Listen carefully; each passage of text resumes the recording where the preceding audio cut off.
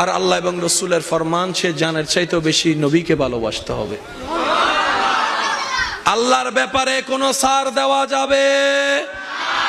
ঈমানি গর্জন দিয়ে সবাই বলেন, আল্লাহ যেন কবুল করে নাই।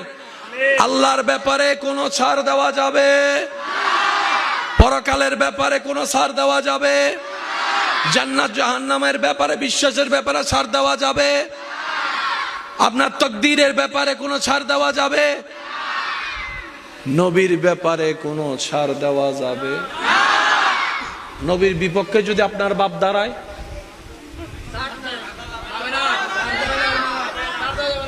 আমি শুনি নাই, আরো জোরে বলেন। নবীর বিপক্ষে যদি আপনার কোনো বউ দাঁড়ায়, কতটুক বিরোধিতা করলে আপনি বিরোধিতা করবেন? মনে রাখবেন, দুনিয়াবি কোনো বিষয়ে ছাড় আছে, আচ্ছা একদিন যাই, দুদিন যাই, 3 দিন যাই। আল্লাহ এবং নবীর ব্যাপারে, ঈমানের ব্যাপারে বিন্দু পরিমাণ, বালি পরিমাণও যদি কেউ কিছু বলে, শুনি নাই, কারণ কবরে তো আমার কেউ নাই, কবরে তো আমার কেউ নাই। আল্লাহর রহমত আসবে আর নবী আসবে, তো ওনাদের সাথে যদি সম্পর্ক রাখতে না পারি, তো চট্টগ্রামের বাসা থাকেন হতা আছে, নিজে বাঁচিলে ওয়াসি ডেঙ্গে যারাই তারা হইও বড় করি, নিজে বাঁচিলে নিজের বালা ফলও বুঝে, নিজের বালা।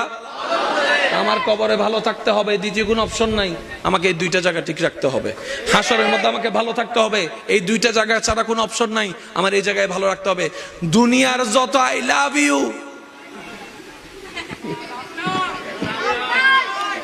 করুণা আয়েশা সবগুলার একদম বেনিশ করে দিছে। ভালোবাসার মানুষ হয়তো তুমি আর হইতো না, তুমি আমাকে ছাড়া বাঁচবা না, তো দরকার হদিন হই দি যাতে করুণা নো আসিল, তো হই দি করুণা যাতে নো আসেন, এত হই দি তোরা ছাড়া বাঁচতেন না, ইয়া করুণার সিধা কি একবারও হই না তোরা ছাড়া বাঁচতেন না। তখন আমার ভাইয়ে বলে, আমার বোনে বলে, আহ দুনিয়াটা বড় দোকা, মাথা কারো জোর হন ডায়লগ ফেসবুক মারে, স্যাড স্ট্যাটাস।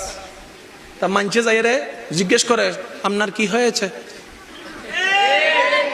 তুই তো রিপ্লাই কমেন্টস করতে, এটা বলা যাবে না, পার্সোনাল, তো বলা না গেলে তুই আবার এনে দিউস কা হনাবাজি। ফেসবুকের মধ্যে পোস্ট 3 ধরনের হয়, একটা হচ্ছে পাবলিক, একটা হচ্ছে ফ্রেন্ড, একটা হচ্ছে অনলি মি। এই 3টা অপশন দিল কেন, এটাই তো বুঝতে পারি না আমরা। অনেক সময় অনলি মি জাতীয় কথা আমরা পাবলিক করে দিই। শুনেন, ঘরের মধ্যে কোন একটা জামিলা